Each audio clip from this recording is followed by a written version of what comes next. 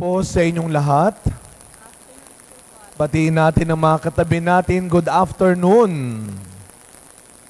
Tayo po ngayon ay nasa ika-12 linggo sa karaniwang panahon at mga kapatid, eksakto 1 linggo ang nakakaraan ng unang dumalaw ang pilgrim image ng Poong Nazareno dito sa ating parokya.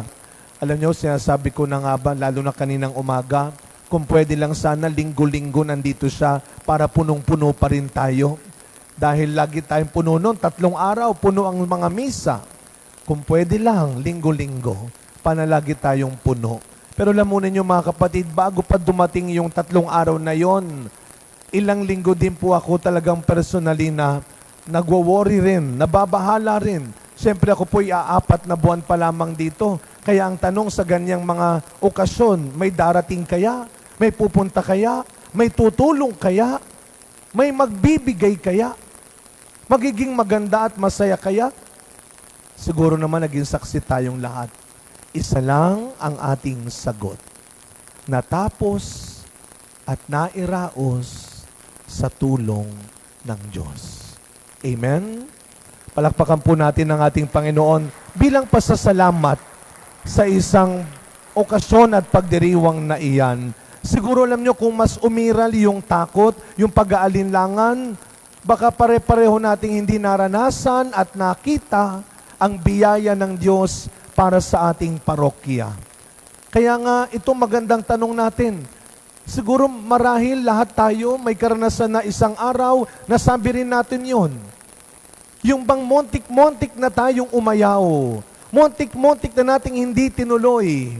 At nung nangyari na ang sabi natin, ang galing, sa awa ng Diyos, natapos din, na iraos. Pero ito magandang tanungin natin ang sarili rin natin. Kung titignan natin ang sarili natin ngayon, ilang beses ka na kayang nanghinayang? Kailang kahuling nanghinayang at kailang kahuling nagsisi sa huli dahil tinalo ka ng mga tao at mga bagay na nanakot lang sa'yo, na sinira ang kalooban mo. When was the last time na sinabi mong sayang dahil inunahan ka ng takot, dahil tinalo ka ng kanilang pananakot? Kailang kahuling naduwag? Paano o ano at sino ang mga pinagdududahan mo sa buhay mo ngayon? Magdududa talaga tayo kung minsan, lalo na kapag matindi yung pinagdadaanan nating paghihirap. Isa sa bunga o bigay ng mga pagsubok na pinagdadaanan natin ay ang pagdududa rin natin. Pakinggan natin ang unang pagbasa. Sino bang hindi nakakakilala kay Job? Sa Lumang Tipan, in the Old Testament, si Job yata yung halimbawa ng taong nung sinabog ang kamalasan, kinuha niya lahat. May mga taong ganyan kuminsan. Kawawa naman si Job, lahat nawala sa kanya. Kabuhayan niya, kalusugan niya, pamilya niya, kaibigan niya. Kumbaga, ito yung pinakamahirap na part. Hindi lang sunod-sunod, sabay-sabay. Tayo bilang mga Kristiyano, bilang mga tao, alam natin yan. Yan ang realidad ng buhay. Huwag ka na magtaka, huwag ka na magtanong. Dahil kahit sinong tao sa mundo, makakaranas at makakaranas ng pagsubok.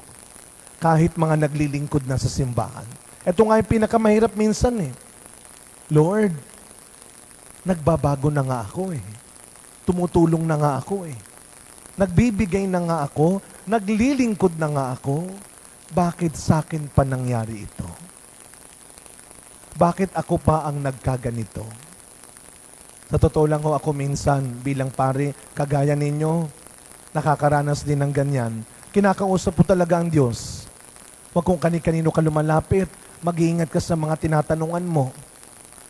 Magdasal ka at lumapit ka sa Diyos, siya ang tanungin mo, siya ang pakinggan mo, siya ang sundin mo.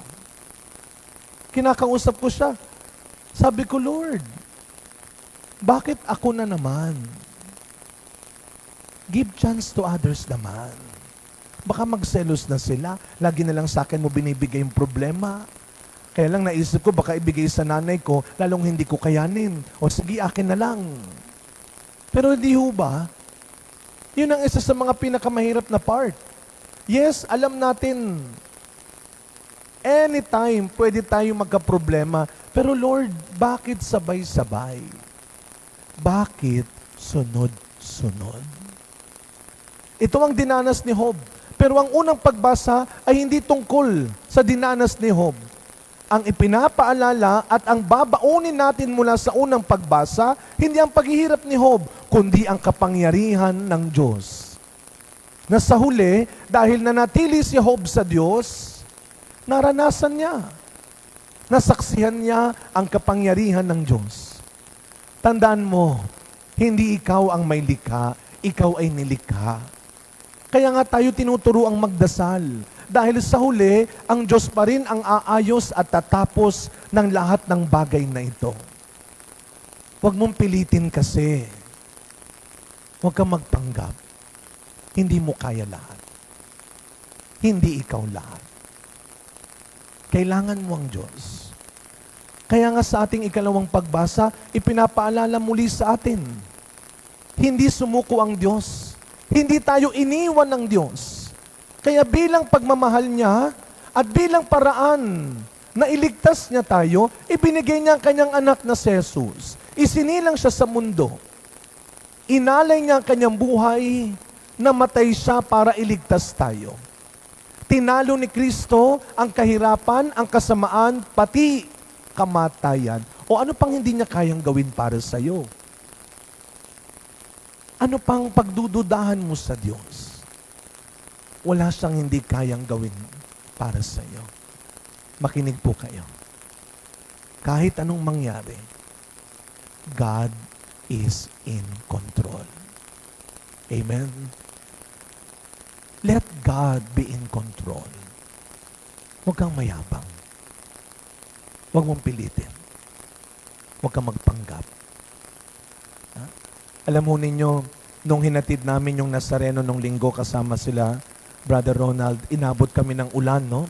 Buti nilang may bubong yung LRT. Ang masaklap, may mga space pala yung, kaya may mga tumutulo rin. Ang ending, basa pa rin kami. Pero pagtapos natin maibalik ang imahen sa Quiapo, may mga nag-text sa akin, sabi nila, Father, thank you ha. Mukhang naibalik natin ang mga hindi na nagsisimba sa atin. Well, hindi tayo. Ang pagdalaw ng Poong Jesus Nazareno ay ang pagbabalik niya sa mga taong tumalikod na, nakalimot na. Kaya kung tayong mga Pilipino, may kasabihan tayong walang matigas na tinapay sa mainit na kape. Tandaan nyo, wala ring makasalanang nagsisi ang hindi binago at niligtas ni Kristo. Gagawin niya lahat, maibalik at mailigtas ka. Huwag kang mayabang. Sasabihin mong, di ba, Father, I will always be faithful to God. Nako po, sinabi na ni Pedro yan bago niya itakwil si Kristo. Sinabi na yan ng mga alagad bago sila magduda sa bangka na sila ay lulubog na. Dahil nakalimutan nila na nandun din sa bangka nila ang Panginoon. Ganyan tayo kuminsan. Pag may dumarating lang na pagsubok, na paghihirap, na problema, nakakalimutan mo ng kasama mo ang Panginoon. Nakakalimutan mo na lahat ng mas maganda at mabuting ginawa at bigay sa iyo ng Panginoon. Huwag kang makakalimot. God will always be in control. Kaya sa pagpapatuloy na misa natin, mga kapatid, ngayong linggong ito, sabay-sabay, sama-sama nating isuko, ipagkatiwala sa Diyos ang mga bagay na hindi mo na kaya. Ang mga bagay na hindi mo na maintindihan. Ang mga bagay na hindi mo na maunawaan pa. Kaya ang dasal ko, ang dasal natin, kapag may bago na namang pagsubok, kapag merong paghihirap, ang dasal natin ay hindi, Lord, kunin mo na ang paghihirap na ito. Huwag nga eh. Baka ibigay sa mas mahal mo baka hindi mo lalong kayanin. Ang dasal natin ay ganito, Panginoon, haharapin ko, kakayanin ko, samahan mo lang ako, tulungan mo lang ako. Sabi ni Saint Padre Pio, pray, hope, and do not worry. Always believe God is in control. Amen. Tumayo